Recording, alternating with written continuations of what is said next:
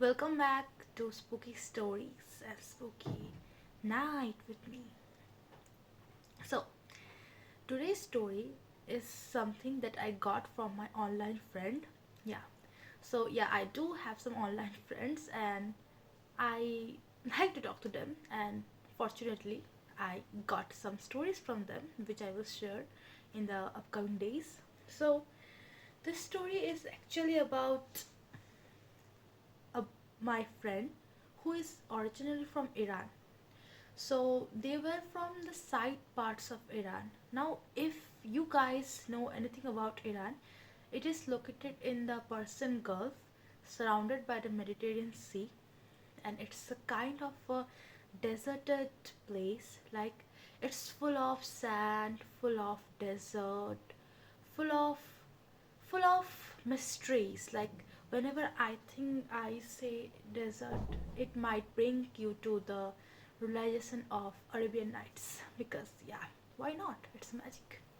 And in this magic lures some dark tales, dark creatures, as in every part we have it. So without further ado, let's start the story. So my friend was just a kid when it happened to him. My friend was with his sister, his father, and his mother. They all visited the capital of Iran. Now, the capital name of Iran is Tehran. So, Tehran is a city that is richly populated with a bit of vegetation and surrounded by mountains, a beautiful landscape, as you might think, and a normal working city like any other city. Now what happened, that they were into a clinic a clinic that actually they went because to have a checkup for his mother.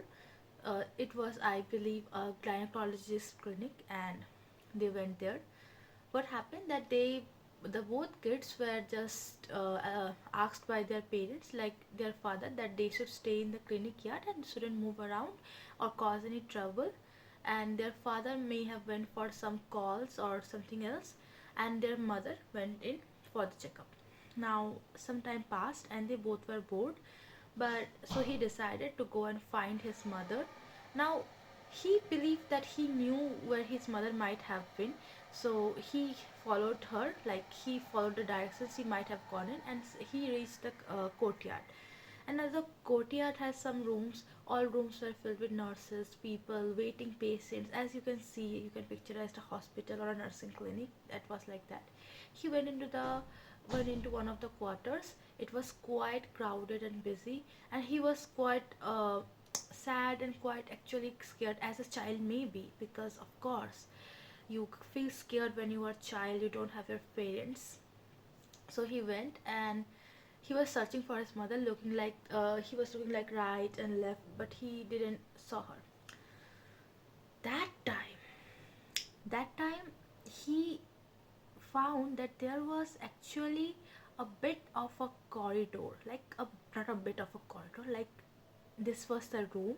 You can picture a square room having a lot of people circling and talking, and it was crowded. And if you move straight from the room, you will find a little space, a little opening, like some kind of veranda, a bit of a corridor, like you might find in a single room flat or single room balcony, kind of like a balcony, but it was a bit isolated. Like nobody was going to that place. Like maybe you are in a mall and you can see the dressing room, and the dressing room is like having its own little bit of corridor, and the whole mall is crowded but nobody is going there, kind of thing. You get the picture. So he was like, okay, nobody's going there. So as you know, curiosity is very much keen to our humans, and for child that is just that is just more, because of course you are more curious when you're a kid. What happened, he went, and there was a mirror that was hanging in the one of the walls. Like you can see, this is a corridor, like this was the little space, and this was like a mirror was hanging in the wall.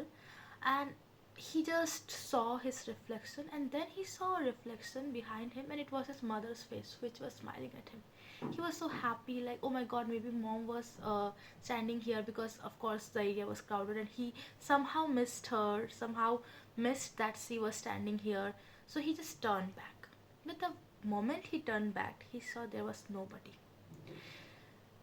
He like blinked for twice, like once or twice, but he was like, what the hell, there is no one. Then he was like, maybe I'm hallucinating, or maybe it's just a dream, or maybe just something that I saw. And he just turned back.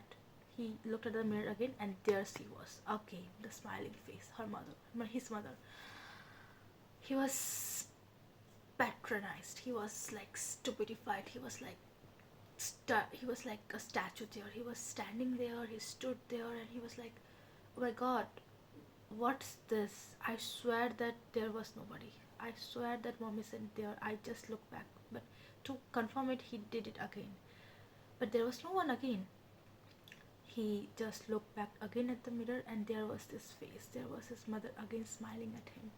He did it for 4 to 5 times before he could hear something, maybe tiny a tiny noise. He doesn't remember it because he said that he was a kid, so of course it's rational that a kid doesn't remember too much. But yeah, there was something. He was so scared, and he just like wanted to cry, and his legs were just positioned there. They weren't moving, like something heavy is crawling up, a spine chilling sensation in that hot humid climate. You can see how much scared he was, but somehow he found some strength. He just ran from the crowded area. Nobody paid him attention, because in a nursing home there is this always this anxious, depressed, sad, or even a kind of a hectic energy, because nobody is staying still. Everybody is running either for their life or for their loved ones, so nobody paid attention to a kid who is running. He went back to the yard, and he just he just wanted to tell his sister, but something stopped him. After a moment, his mother returned, and then he asked his mother, that mother, were you in that quarter? Like, I went to found you. His mother said, no, wasn't in that quarter. I was actually transferred to the back of the quarters, and it was in totally opposite direction from where you went. But she of course scolded him, because why did you get there? Your father must have told you not to go there. And he thought that maybe he hallucinated, maybe he missed his mother so much that he might have made up the story. But of course, some things are not just stories. Some things may be true, may be false. It depends upon what you believe. And that's it. That was a spine chilling sensation, of course, because I too believe in these things. Now I will leave it to you to consider whether it's just an overactive child imagination, or whether it might have something that's true. I will see you in my next video. Hope you are doing well. And I forgot to say, but whatever you did well today. So please relax, and bye bye.